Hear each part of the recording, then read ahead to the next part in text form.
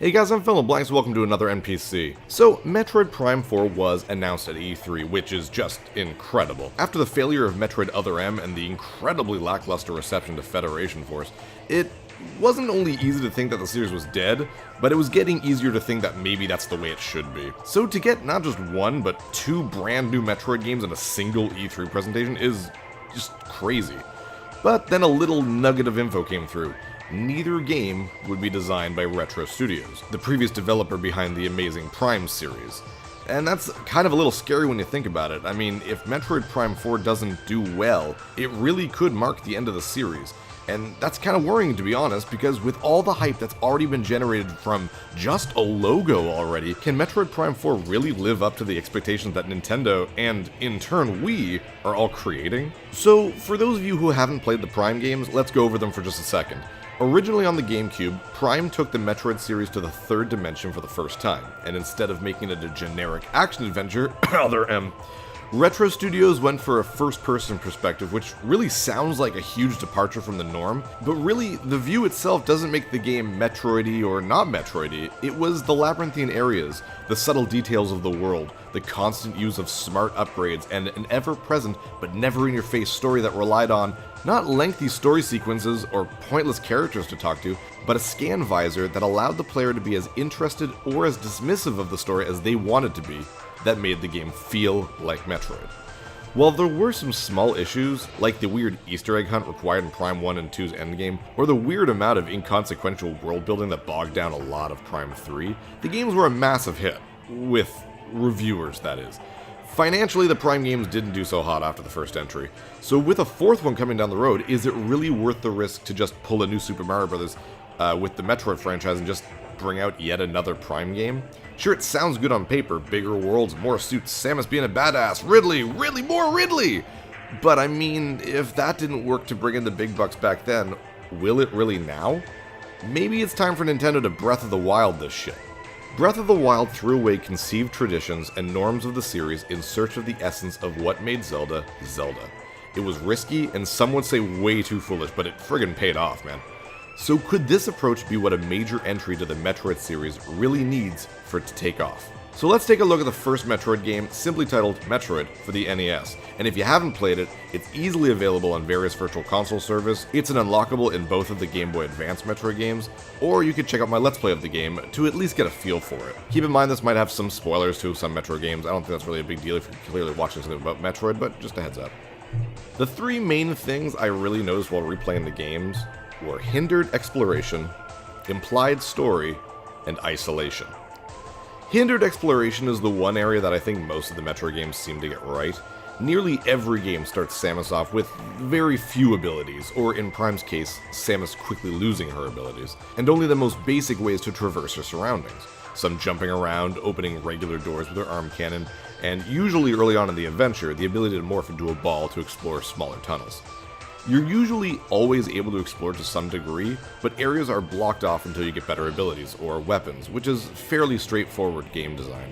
It's a good way to force players to both explore and to recall previously inaccessible areas, which clearly marks progression in the player's actions and has the added benefit of making the player feel pretty darn smart. The first Metroid pretty much allows players to go almost everywhere right away, but hides entrances a little too well, with bombable blocks being unknowable until you spend way too much time bombing everything in sight. Metroid 2 follows a different formula where lava blocks the main route until you've destroyed enough Metroids, allowing the game to precisely dole out power-ups and upgrades exactly the way it wants. Super Metroid, I feel, did this exploration the best.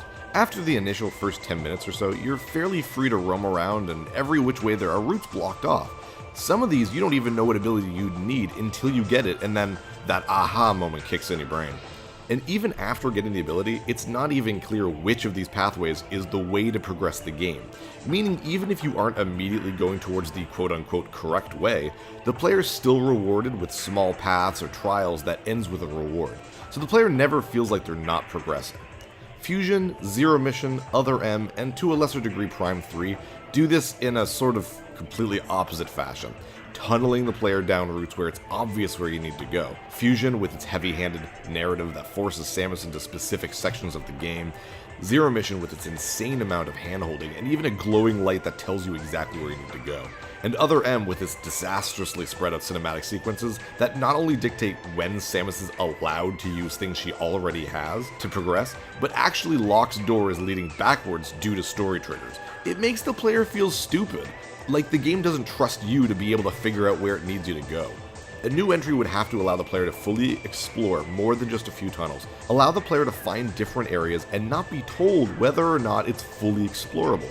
Make the player think when they get a new ability or weapon. Where did I need to go? Maybe I should go back here. Let them wander a little bit. There's nothing truly wrong with that. Number 2, implied story. Let's get this right out in the open. Metroid isn't about an explicit story. Sure, there's lore, and because Samus has a mission, there's technically a plot, but it's not about a specific storyline or narrative. And it's definitely one of the things that drag down the lower echelon Metroid games. Play through the first 3 Metroid games and watch how a story in Metroid should be told. Remember being a kid and getting to the entrance of Torian and seeing the statues of Ridley and Kraid and thinking, whoa, like who are these guys? And then finding and fighting them later. It was like, what? Like these guys have to be super important to this story, and you knew that because the game implied it, not because it told you. In Metroid 2, after killing the Metroid Queen, you find the last Metroid, and you know that the plot is that Samus has to kill all the Metroids, but she doesn't, because it loves you, and it helps you leave the planet, and you felt something. In Super Metroid, you find the cracked Metroid canister, and you're worried about the Metroid larva, and you find it and it's huge, and it remembers you, and you felt something, and then it saves you against Mother Brain by giving you energy and protecting you, and then it dies and you felt something. These are major story points to the Metroid series, and never once did it need explicit text to explain what was happening. Super Metroid has this area that's a wrecked ship that's been there for ages. It's even in the retelling of the original game, Zero Mission. You may not know what happened, but you know some shit went down. The opening has the dead scientist bodies and doesn't make a big deal in pointing them out. They're there if you notice them or not, and none of this is explained directly to the player. And some of these you may not even notice if you weren't even paying attention, and that's okay. If the player doesn't care if there's a story going on, they just keep playing. But the people who do notice these things can look into them deeper, and no game does this better than Metroid Prime. The visor used in Prime is probably the biggest game changer on how you play a Metroid game. Almost everything is scannable and has lore and meaning behind it. What kind of plants are these? Scan them. Why did this pillar fall? Scan it. What year did this ship crash land here, and what were the crew doing?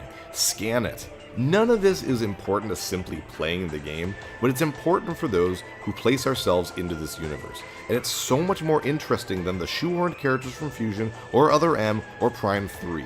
Samus is a lone bounty hunter, and she has a mission, and she does the missions. That's the story of all Metroid games. We don't need motivation behind using certain weapons or joining with the Federation or any of this shit. Let the player get as little or as much story and backdrop as they want, not because the developer insists that this stuff should be important to us. And lastly, the biggest thing that Metroid 1 really drove into me was a true feeling of isolation. I don't care if you chalk it up to the limitations of the NES, but having stark black backgrounds, not a lot of enemies on screen at once, little sound effects outside of the sound of my gun and footsteps, made exploring the world of Zebes lonely. And sometimes that'd be terrifying, but other times it'd be exhilarating. What's behind the next door? What could possibly be there? I am the only one of my kind on this planet. Nobody is coming to help me, it's just me, and my skills are what's gonna get me out of here, and everything down here is trying to kill me. And not necessarily because they have the desire to kill, but that's just what these things do to survive. So in that sense, I'm not much different from them. And deep down in the recesses of this dead rock are two creatures who know I'm coming, and they wait. They wait in their rooms to fight me on their terms. I have no say in the matter. I play by their rules. Isolation in a way is kind of a hard thing to explain in terms, but it's there. That feeling is there. And there's a couple other things in Metroid games that I've definitely noticed, but I don't think are as important as these three things, and that's stuff like the Metroids were actually threats in the first couple of games. Combat is relegated more to a defensive option near the beginning of the game, and it's much more intense by the end of the game with all your upgrades. So basically, these are the things that I found while playing Metroid 1 and a little bit of Metroid 2 and Super Metroid. So in the end, what makes a Metroid game is probably completely different for you than it is for me. So, tell me what you think Metroid's all about. I could be wrong with a lot of these things, and your interpretation of the series might be completely different. So next week, I'm going to take what I found made Metroid, and I'll make up my own pitch as to what the next Metroid game should be. That should be fun. I'll see you guys next time. I'm Phil in the Blanks. If you like this, like, comment, subscribe, and I'll see you guys next week for another NPC.